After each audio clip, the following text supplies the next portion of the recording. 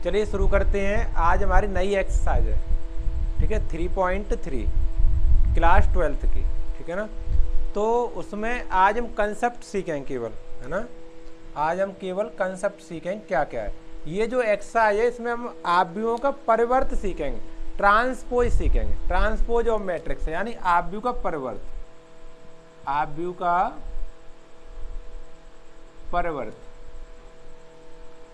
इसे अंग्रेजी में कहते हैं transpose of matrix. Transpose of matrix, transpose सीखेंगे।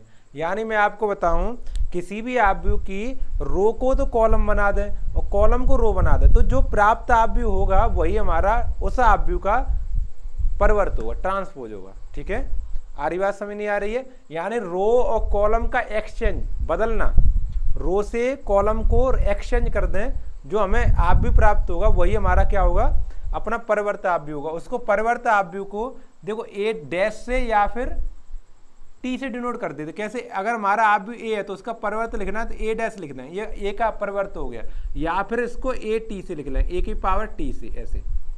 ठीक है ना। मैं आपको बताऊं, जैसे ए हमने लिखा है, आप भी कौन सा लिख लें, 3/3 का लिख ले रहे हैं, 3 गुणा 3 का, है ना। जो ए 11, ए 12, 13, ए 21, 22 ऐसे लिखते आ रहे हो अभी तक। कुछ और तो नहीं लिख दिया भाई? 23 हैं, ऐसे लिखते आ रहे हैं अभी तक हम तुम। 23, ये 24, 31, यहाँ पे 32 और यहाँ पे 33, ऐसे आप भी लिखा जाता है। अगर मुझे इसका ट्रांसपोज चाहिए, या तो इसे ए डैश से डिनोट करूँ मैं, या फिर ए टी से डिनोट करूँ, एक ही बात है।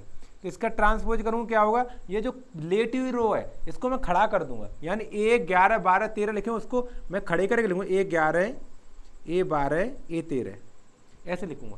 ऐसे ए 21, 22, 23 लेटे हुए लिखे, उनको खड़ा कर दूंगा ऐसे, ए 21, ए 22 और ए 23।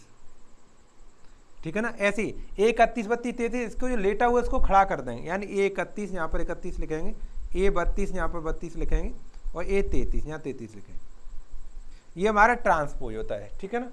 इतनी बात तो ट्रांसपोज की हो गई। ठीक है ना। अब समझो आगे, समझो ध्यान से। अब मैंने ये हेडिंग लिख ली है, इसमें इस वाली एक्सरसाइज में क्या क्या समझना है। अब दूसरी हेडिंग हमारी आव्यूह के परिवर्त के गुणधर्म सीखने में। गुणधर्म क्या क्या है, ठीक है। तो इसको मैं हटा दे रहा हूं, आप परिवर्त करना सीख गए। रो का कॉलम, कॉलम का रो हो जाएगा, वही हमारा क्या कहता है, क्या कहलाता है, ट्रांसपोज ऑफ मैट्रिक्स कहलाता है। ठीक है। चलो अब इसे आगे हटा दें से।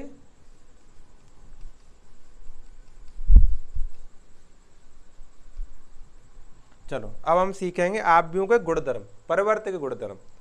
ठीक है, आव्यूह के परिवर्त के गुणधर्म यही लिख दे रहा हूं। चलो यहाँ अलग लिख दे रहा हूं, यहाँ पे गुणधर्म सीख रहे हैं, गुणधर्म। अब हमारा पहला गुणधर्म कहता है कि अगर हम ए का ट्रांसपोज है उसका पुनः ट्रांसपोज कर लें, कोई हमारा ए आव्यूह है, ए आव्यूह है, उसका ट्रांसपोज ले लिया हमने, और ट्रांसपोज लेने के बाद फिर ट्रांसपोज ले लें, तो हमारा वही आव्यूह प्राप्त हो जाएगा जो पहले था। उदाहरण देखो, ए हमने लिखा, मैं अंदाजे से वैसे लिख रहा हूं अपनी तरफ से, देखो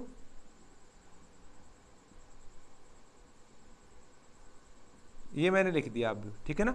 इसका मैं पहले ट्रांसपोज लूं, पहले क्या करूं, ट्रांसपोज लूं। तो मैं ट्रांसपोज लूंगा तो ए डैश आएगा हमारे पास, वो क्या आएगा, ये जो 2, 3, 4 लेटे हुए उनको खड़ा कर दूंगा, 2, 3, 4।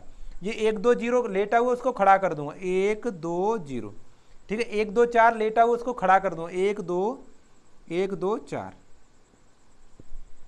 सही, ट्रांसपोज ले ली। अब ये कह रहा है ट्रांसपोज का ट्रांसपोज लेना है, इसका भी फिर ट्रांसपोज करना है, यानी ए डैश तो है ही है, इसका भी फिर डैश करना है। तो करके देखो, इसका जो 2, 1, 1 लेटा हुआ उसको खड़ा कर दूंगा, यानी देखो 2, 1, 1 हो गया ना। ऐसे अगला 3, 2, 2 लेटा हुआ उसको खड़ा कर दूंगा, 3, 2, 2, 3, 2, 2।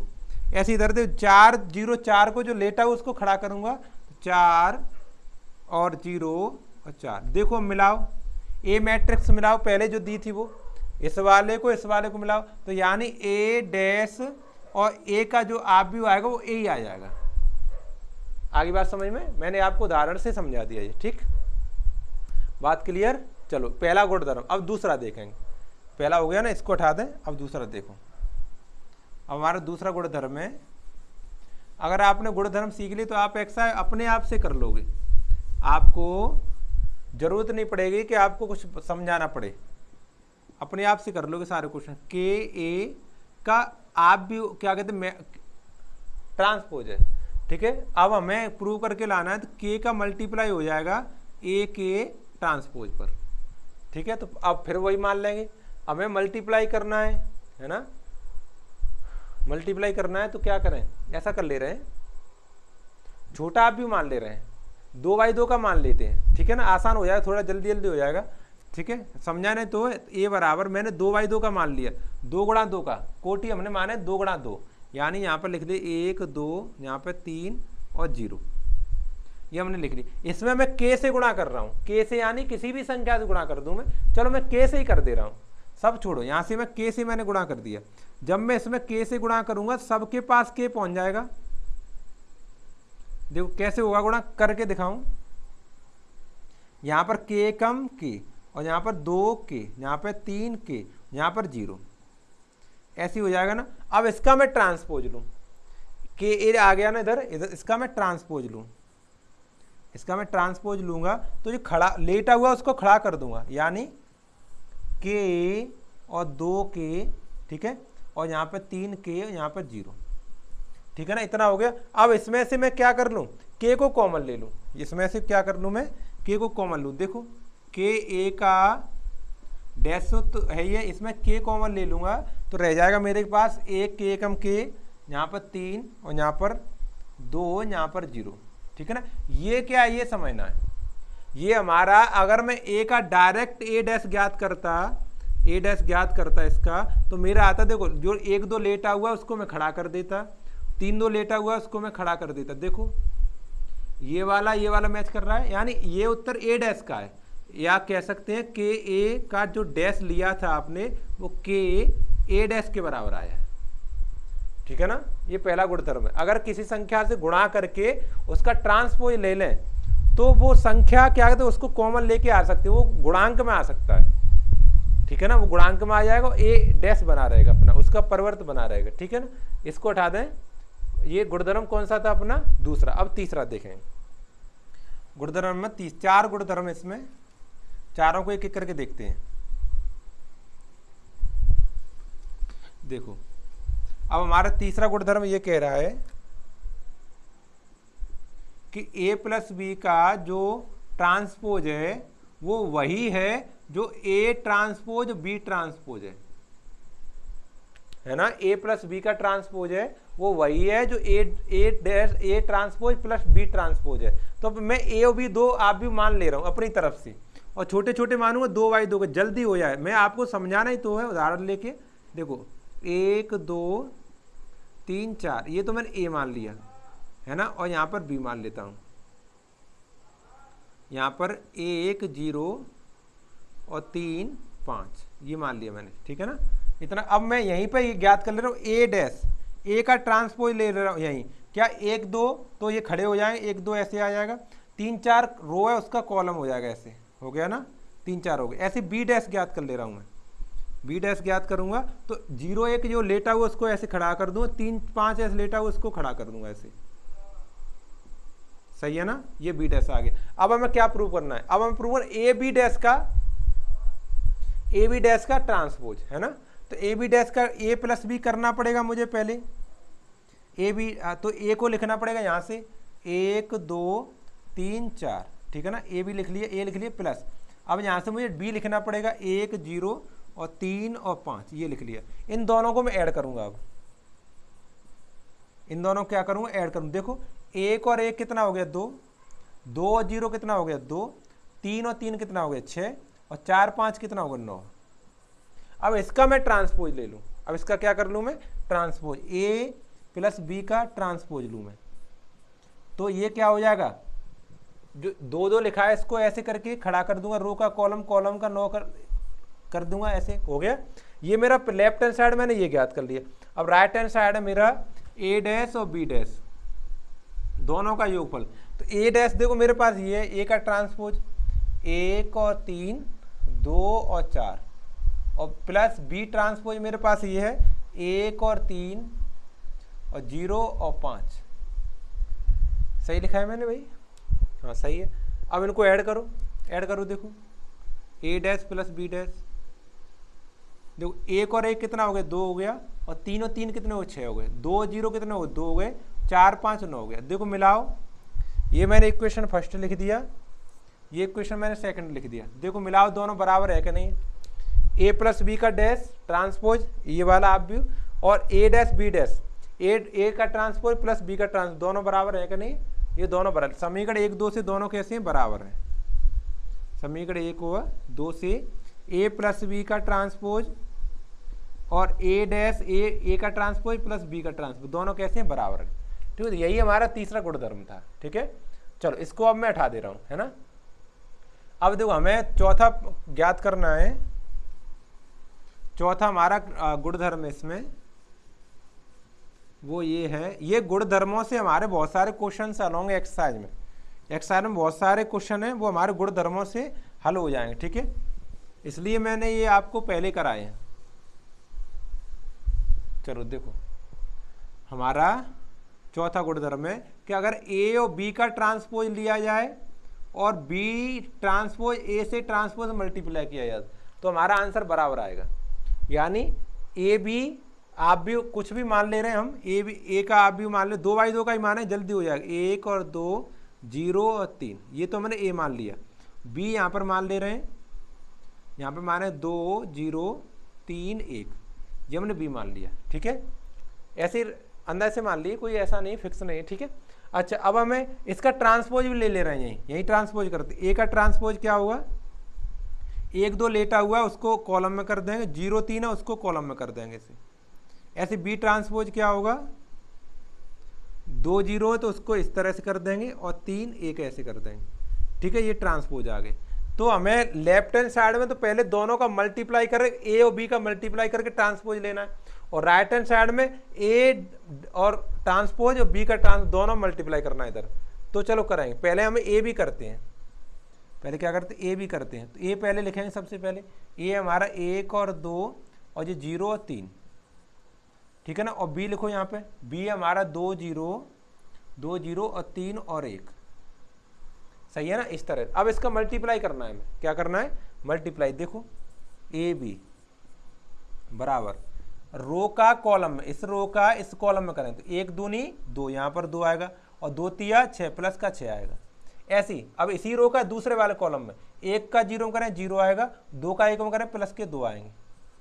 ठीक है, ऐसे ही दूसरी वाली रो का पहले वाले कॉलम 0 का 2 में करें तो 0 आएगा, और 3 का 3 में करें 3 तरह का 9 आएगा। ठीक है, ऐसे इसी वाली रो का, अब नीचे वाली रो का चल रहा है ये वाली, 0 का 0 में करें 0 आएगा, और 3 का 1 में करें 3 आएगा। ठीक है, तो ये कितना आ जाएगा? देखो इसको यहीं लिख ले रहा हूँ, 6 2 8, और यहाँ पर 0 2 2, और यहाँ पर 0 9 9, यहाँ पर 3। सही है ना, यहाँ तक हो गया। 2 6 8 हो गया, 0 2 2 हो गया, 0 9 9 हो गया, 0 3 3 हो गया। इसका यहीं पर मैं ट्रांसपोज ले रहा हूँ, ट्रांसपोज यहाँ लिख दे रहा हूँ। चलो बना के नहीं बना वहाँ पर, ए बी का मैं ट्रांसपोज यहाँ पर लिख दे रहा हूँ। ट्रांसपोज यानी इसका मैं रो का कॉलम, कॉलम का रो कर दूँ। 8 2 ऐसे लिखा है, उसको खड़ा कर दूंगा 8 2। ठीक है, इस तरह से यहाँ पर 8 और 2। ठीक है, और देखो 9 3 लेटा हुआ, उसको खड़ा कर दूँ 9 3, 9 और 3, ये हो गया ना। इस तरह से ये ए बी डैश आ गया, ए बी का ट्रांसपोज आ गया। अब मुझे बी डैश, बी की ट्रांसपोज ए ट्रांसपोज मल्टीप्लाई करना है, यानी बी का ट्रांसपोज और ए के ट्रांसपोज मल्टीप्लाई करना। तो मैंने बी ट्रांसपोज और ए ट्रांसपोज पहले ज्ञात कर लिया है, तो बी को पहले मैं लिखूंगा, पहले बी को, ए को लिख दूंगा तो उत्तर बदल जाएगा, ध्यान रखना है। इसको लिखें 1 और 0 और 2 और 3। ठीक है ना, करो करते हैं। तो रो का कॉलम में, रो का मल्टीप्लाई कॉलम में करें, 2 एकम 2, यहाँ पर 2 आएगा, प्लस 3 दूनी 6, यहाँ पर 6 आएगा। फिर इस वाले रो का इस वाले कॉलम, दूसरे वाले कॉलम 2 का 0 करें 0 आएगा, 3 का 3 करें 3 तरह का 9 आएगा। ठीक है ना। अब देखो ये वाली रो हो गई। अब नीचे वाली रो का इस वाले कॉलम, 0 का 0 में 1 में करें 0 आएगा, 1 का 2 में करें तो 2 आएगा। ठीक है, अब इसी रो का दूसरे वाले कॉलम, 0 का 0 में करें 0 आएगा, 1 का 3 में करें 3 आएगा। ठीक है ना, ये कर लिया, इसको ऐड करो, 6 2 कितने हो गए 8, 9 0 9 2 0 2, ये 3, मिला के देखो ऊपर, मिलाओ, ए बी का ट्रांसपोज और बी ट्रांसपोज ए ट्रांसपोज दोनों का मल्टीप्लाई कैसा आ रहा है, बराबर आ रहा है, तो दोनों लेफ्ट हैंड साइड समीकरण 1 और 2 से, इसको समीकरण ऐसे, अभी बाई चांस पेपर में करना हो तो इस तरह से करेंगे, ठीक है, समीकरण 1 और 2 से,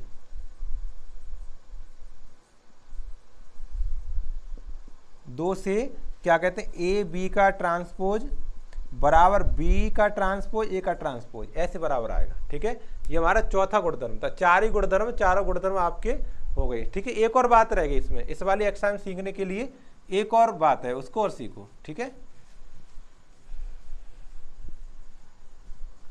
इस एक्सरसाइज को जो भी करने के लिए जरूरी बातें थी वो मैं आज करा दे रहा हूँ, कल से हम एक्सरसाइज को करेंगे आगे, ठीक है। एक्सरसाइज को क्वेश्चन जो भी दिए हैं उनको हल करना, तब तक आप 2-4 क्वेश्चन कर लोगे आसानी से। देखो अब लिखा है हमारा सममित तथा विषम सममित आव्यूह, पहले सममित समझ लो, सममित आव्यूह समझो क्या होता है।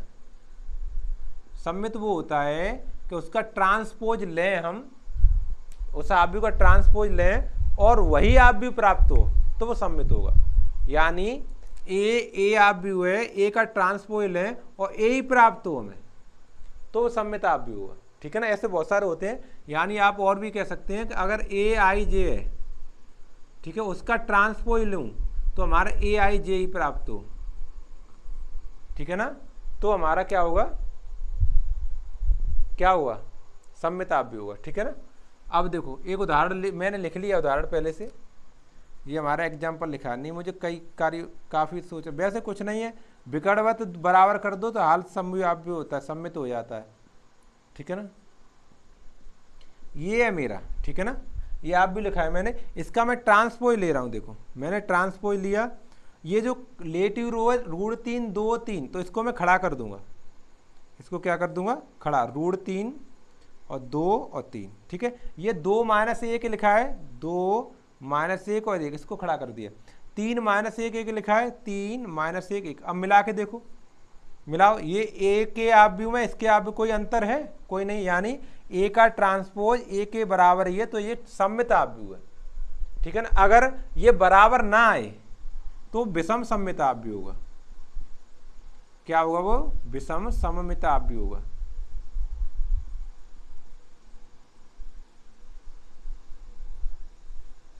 ठीक है ना। विषम यानी ए डैश वो डायनॉट इक्वल टू ए हो, ए का ट्रांसपोज ए के बराबर ना हो तो विषम सममित आव्यूह होगा, ठीक है। कोई सा भी उदाहरण ले लेना, आप कर लेना, ठीक। आज के लेक्चर में हमने सीखा एक्सरसाइज नंबर 3.3 का बेसिक, यानी आव्यूह का ट्रांसपोज कैसे होता है, इसके क्वेश्चन हम अगले लेक्चर में करेंगे, ठीक है। इसके जितने क्वेश्चन बन सकते हैं उसको अगले क्वेश्चन में करेंगे, आप तब तक ट्राई कीजिए, एक ट्राई जरूर करो, ठीक है। चलो।